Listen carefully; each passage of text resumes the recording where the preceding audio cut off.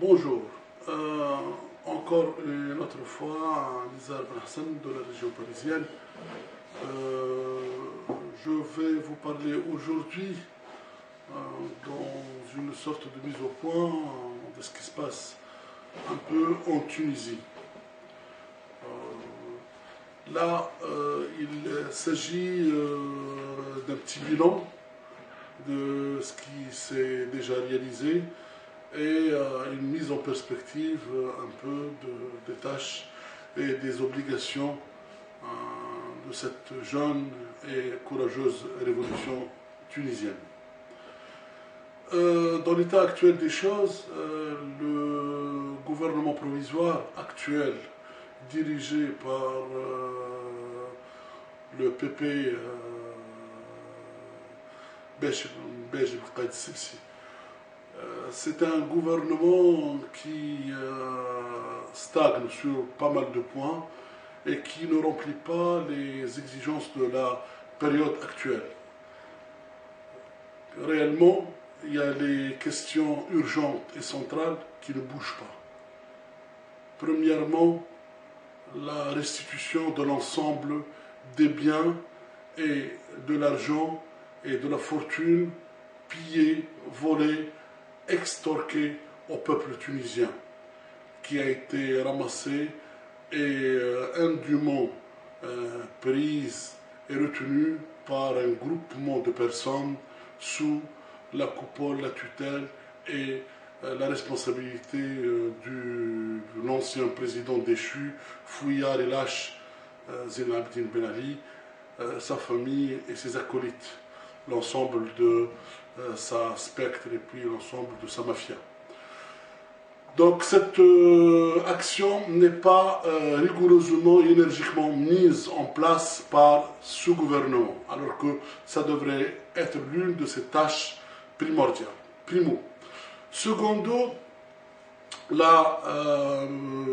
comment dirais-je, la traduction devant la justice de l'ensemble des responsables de ceux qui ont participé à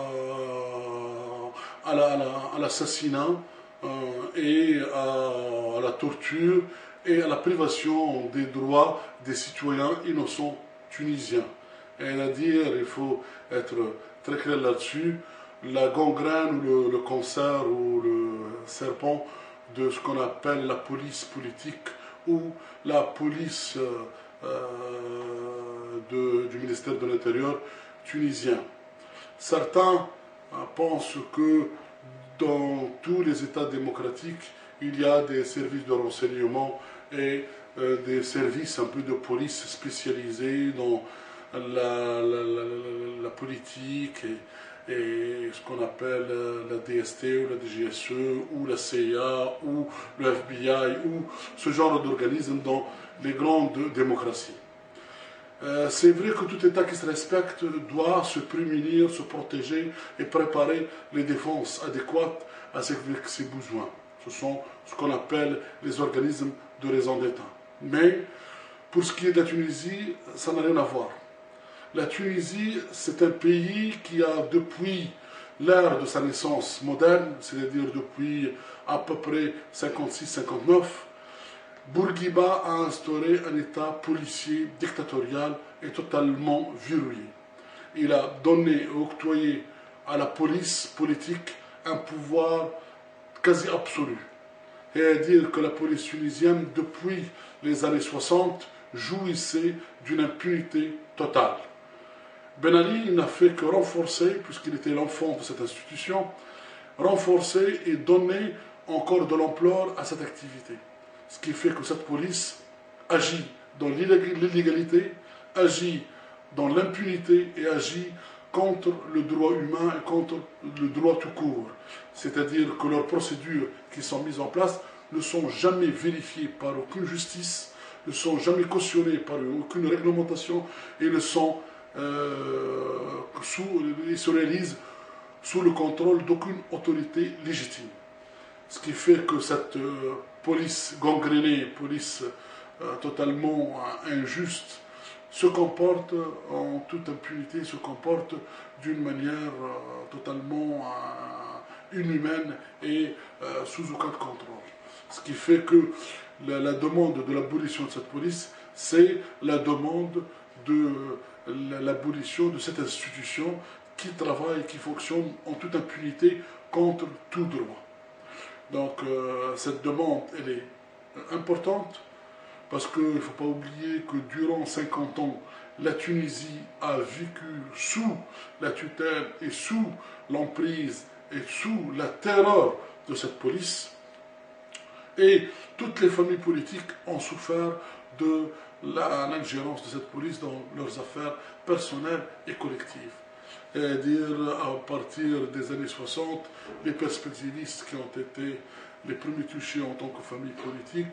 Avant, c'était le frère ennemi de Bourguiba, qui étaient les ousfistes, ce qu'on appelle les descendants de Ben Youssef, qui était un rival au sein du parti du Stounien Tunisie, et que Bourguiba il a liquidé en envoyant son neveu en Allemagne pour lui faire son affaire, Zargayoun.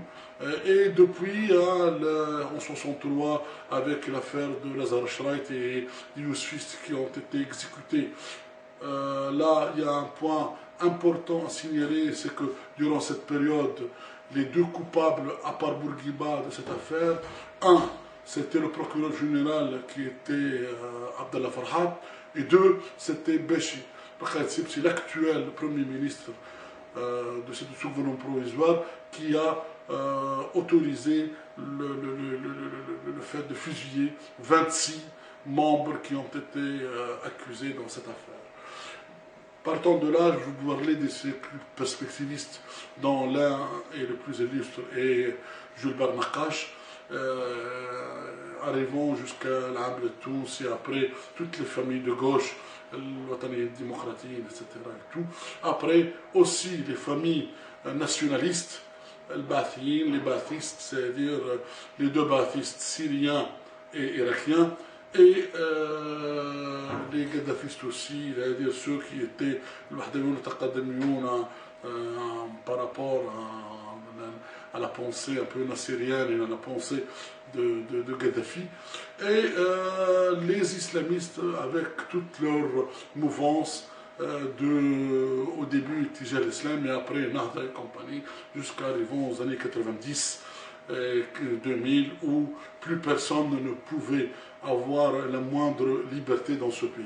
Et même ce qu'on appelle les partis d'opposition, c'était des partis factices, des partis de décor et des partis où des places et des chaises ont été octroyées par le pouvoir en place.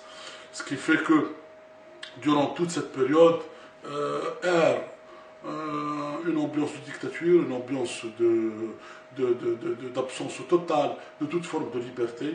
La seule liberté qui était perçue durant les 2-3 années qui précédaient la chute de ce dictateur, c'est une liberté de critique sportive, où l'opium du peuple n'est plus la religion comme était au XIXe siècle en Europe et au XVIIIe siècle. L'opium du peuple est devenu en Tunisie le sport, avec la montée en puissance du pouvoir de l'Espérance sportive tunisien, du club africain, de l'étoile sportive sahélien et le club saxien, etc. etc.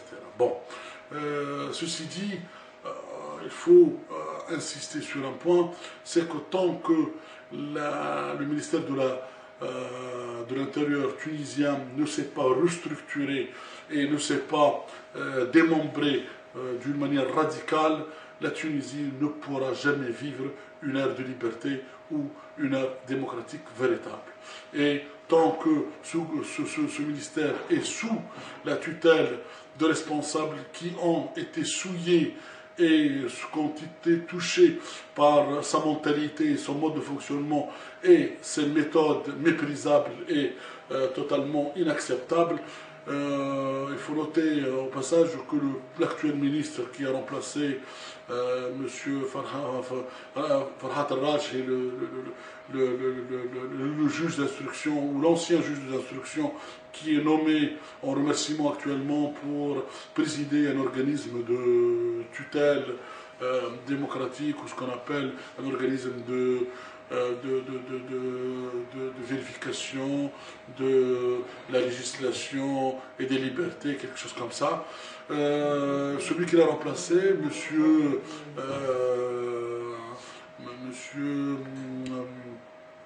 j'ai oublié son nom, mais ce qui est d'important chez ce monsieur, c'est le fait qu'il a été dans le ministère de l'Intérieur à une période entre 99 2001 ou quelque chose comme ça, ce qui lui laisse un peu large part de connaissance des mécanismes internes de ce ministère, ô combien symbolique dans son injustice et dans ses pratiques condamnables. Je le répète encore une autre fois, tant que ce ministère ne s'est pas restructuré, tant que ce ministère n'a pas connu une purge pure et simple de ses modes de fonctionnement, de sa structure et de ses prérogatives, la Tunisie ne connaîtra jamais une ère démocratique. Donc ça, c'est un peu. Merci.